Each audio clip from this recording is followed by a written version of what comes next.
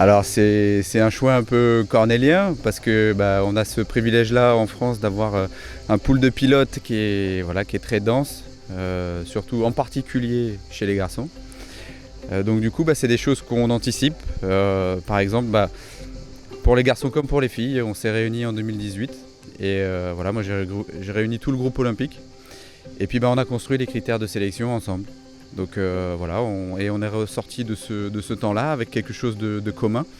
Et notamment, si je rentre dans le détail, avec la question de favoriser la régularité de performance au plus haut niveau. Et en gros, les pilotes scorent des points à partir du moment où ils rentrent des finales de niveau mondial. C'est-à-dire des finales soit en Coupe du Monde, soit en Championnat du Monde. S'ils ne rentrent pas ce niveau de performance-là, ils n'apparaissent pas dans le ranking. Et puis s'ils y rentrent, s'ils rentrent ces performances-là, en gros, une première place vaut mieux qu'une deuxième place, qu'une troisième, qu'une quatrième, etc. Et donc du coup, ça nous donne un ranking depuis mars 2019. Avec des choses qui se sont dessinées au fur et à mesure des mois depuis cette date-là.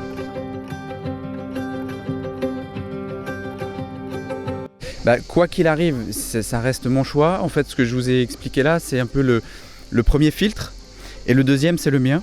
Donc, c'est-à-dire que moi, je me base sur l'analyse de ce ranking-là pour sélectionner les sportifs.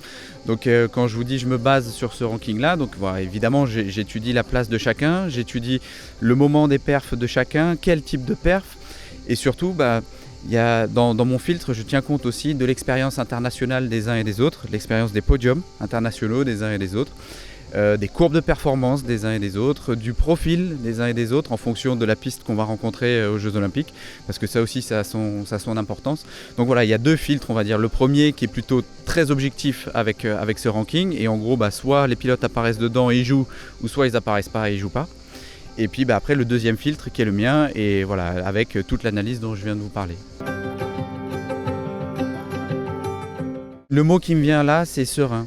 C'est-à-dire que je sens tout le monde serein, focus, c'est-à-dire concentré sur l'objectif. La différence peut-être avec ce qui s'est joué à Rio, où on arrivait aussi avec un statut quelque part de favori, parce qu'on n'avait que des finalistes mondiaux, Joris qui avait fait 2 mois avant le titre de champion du monde, etc. Puis on a échoué malgré ça. Peut-être la différence par rapport à Rio, je trouve, c'est qu'on a des individualités très fortes. Chez les pilotes. C'était le cas déjà à Rio, bien sûr. Mais je pense que la différence, c'est cette sérénité, cette aussi maturité du groupe, et qu'aujourd'hui, on a des individualités très fortes, mais on a aussi un collectif très fort. Et je pense que maintenant, c'est ça aussi qui fait la différence entre l'Olympiade dernière et celle-ci.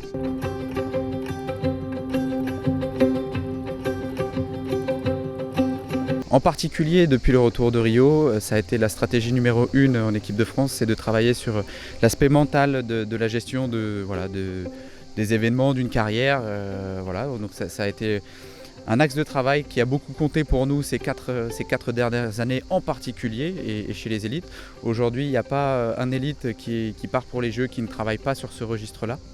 Donc ça passe par différents champs, divers et variés, qui va de la gestion des émotions à vraiment des techniques, par exemple d'imagerie mentale sur des éléments très précis, jusqu'à la gestion de son organisation dans son quotidien, la place du BMX dans sa vie d'homme et de femme. Enfin voilà, c'est un gros travail qui a été effectué depuis 4 ans. Donc moi j'ai envie de vous dire, mais c'est ma vision de la chose, c'est déjà d'être prêt à ce niveau-là. C'est une espèce d'équilibre à trouver individuel entre anxiété et confiance. Donc voilà, c'est trouver ce juste équilibre, encore plus sur une compétition comme les Jeux Olympiques. Complètement différemment, parce que Rio, en fait, moi je suis arrivé j'ai pris le poste que j'occupe aujourd'hui à moins de 2 ans des Jeux de Rio. Donc pour construire, ça ressemblait un peu plus à une mission commando, on va dire, avec des sportifs en plus certains que je connaissais très bien, parce que pour les avoir entraînés quand ils étaient dans les catégories plus jeunes, d'autres que je connaissais beaucoup moins, qui étaient plutôt les plus anciens. Donc déjà, moi je l'aborde complètement différemment, parce que comme je vous ai dit, on n'a pas le même vécu, on n'a pas la même expérience en commun, donc moi j'ai pas le même recul que je pouvais avoir entre Rio et maintenant. Donc on a construit beaucoup plus dans le travail sur cette dernière Olympiade. Et puis je crois que c'est ce que je vous ai dit. Alors moi je crois beaucoup au travail déjà je crois beaucoup au bien vivre ensemble. Donc c'est ce qui aujourd'hui je trouve fait la force vraiment de cette équipe, c'est le collectif. qui se dégage de cette équipe, malgré que voilà, sur la piste, on le voit encore ce week-end au championnat de France, ils sont adversaires derrière la grille, donc que ce soit les filles ou les garçons, mais quand on se retrouve ensemble en équipe, voilà, on sait aussi être partenaire d'entraînement, partenaire dans la vie quotidienne, et je pense que ça c'est une vraie différence entre Rio et Tokyo, et je pense que c'est une vraie force.